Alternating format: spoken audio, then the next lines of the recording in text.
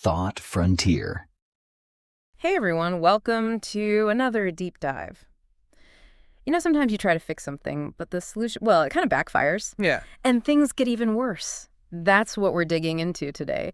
These big, complex systems, we're talking populations, cities, economies, the whole shebang. It's a good way to put it. You specifically asked us to break this down, so we're looking at this paper. It's called Counterintuitive Behavior of Social Systems Okay. by this system dynamics guru, Forrester. Right. And we're going to be weaving that together with Econ 101, supply and demand. Oh, interesting. Get ready for some aha moments. I'm ready. So have you ever seen a policy, meant to do good, but it just completely blows up in everyone's faces? It happens all the time. It's kind of wild, right? It is wild. And it's because our brains, they're not really built to deal with how crazy complex these systems are. Right. Like, we're used to cause and effect being simple. Yeah. You touch a hot stove, you get burnt. Exactly. Yeah. But with social systems, it's different. It's more like a spider web. Ooh, okay. You tug on one little thread, and the whole thing is vibrating Wow.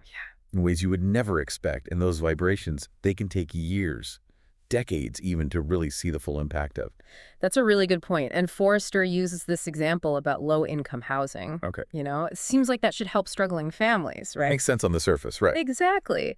But his research found that sometimes it can actually make things worse. It's a classic case of what we call policy resistance.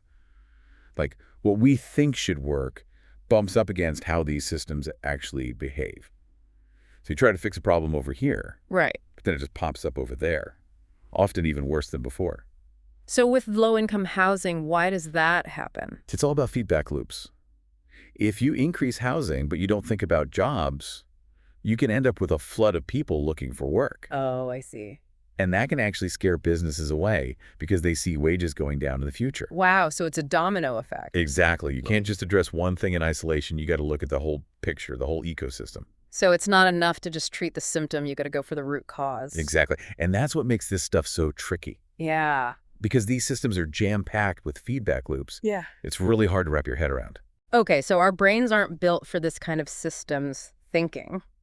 Not intuitively, no. Which is a little unnerving. So how do we even begin to understand these systems if our intuition just leads us astray? Well, that's where system dynamics comes in. Okay. It's like this field that helps us see those hidden consequences, like having X-ray vision for complex situations. X-ray vision for social systems. I like that. Yeah. But how does that actually work? We use computer models to kind of simulate these systems. Okay. It's like building a virtual world that mirrors the real one with all its messy relationships and those feedback loops. Okay. And then we can run experiments and see what happens when you make different choices without any real-world fallout. So instead of relying on our gut, which we've established isn't so great, we can use these models as a testing ground. Exactly. It's like a flight simulator for decision-making. Oh, okay. Pilots don't just hop into a jumbo jet and hope for the best. Right. They train in a simulator where it's safe to make mistakes and you can learn without, crashing in real life. That's a great analogy. But why are these computer models more reliable than just thinking it through ourselves? Our brains are amazing, but they tend to fall into these traps when things get too complex. Okay. Forrester lays out 3 major pitfalls we can avoid with these models.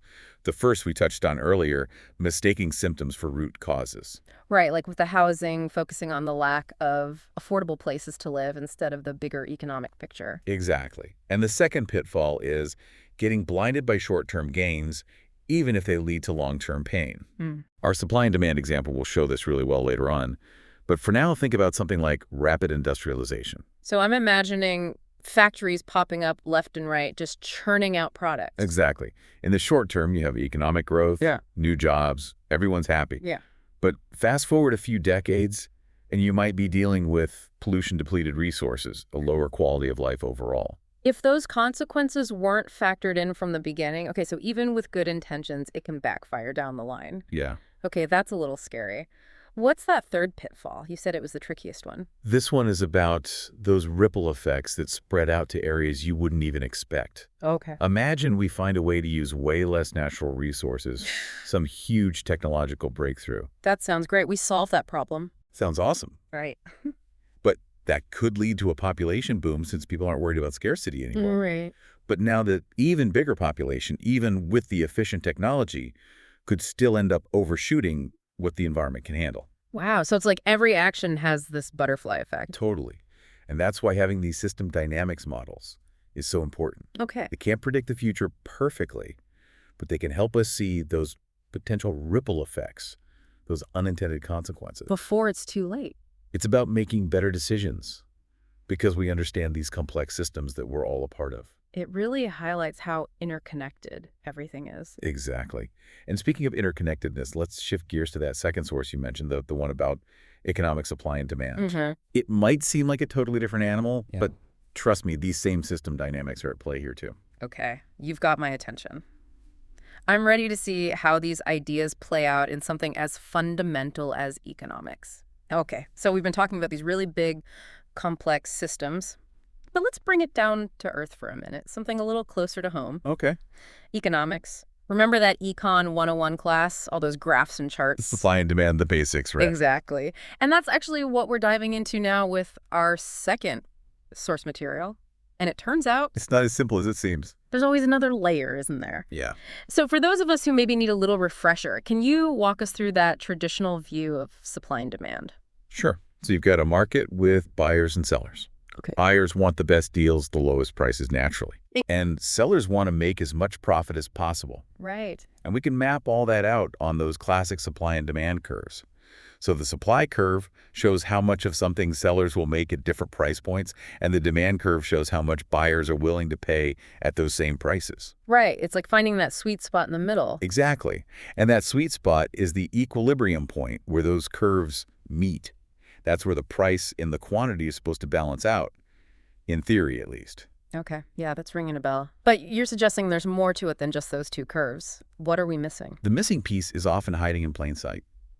Inventories. Oh, Those cool. warehouses full of unsold stuff have a bigger impact than we usually think about in those simple models. So it's not just about what's happening right now with buyers and sellers, but also what's already been produced and is just sitting there waiting. Precisely. And this is where those pitfalls we talked about earlier come in. Remember how our brains latch onto those short-term gains, even if it means trouble down the road? Oh, yeah, I see where you're going with this. Give me an example. Let's say you're running a clothing store. Okay. You've used that classic supply and demand model. You've stocked up on winter sweaters. It's getting cold, right? You got to be prepared. Exactly. You think you've hit that equilibrium point, everything's perfect. Sounds good so far. But then, bam, unexpected heat wave hits. Oh, no. No one wants sweaters anymore. Yeah. You're drowning in inventory, and every day, those sweaters just sit there costing you money. That's the risk of not having a crystal ball, I guess. But this is where having those system dynamics models could be useful, right? Absolutely. A system dynamics model would factor in things like past weather patterns, Right. what consumers are buying, Okay. even those curveballs like a sudden shift in fashion. Makes sense.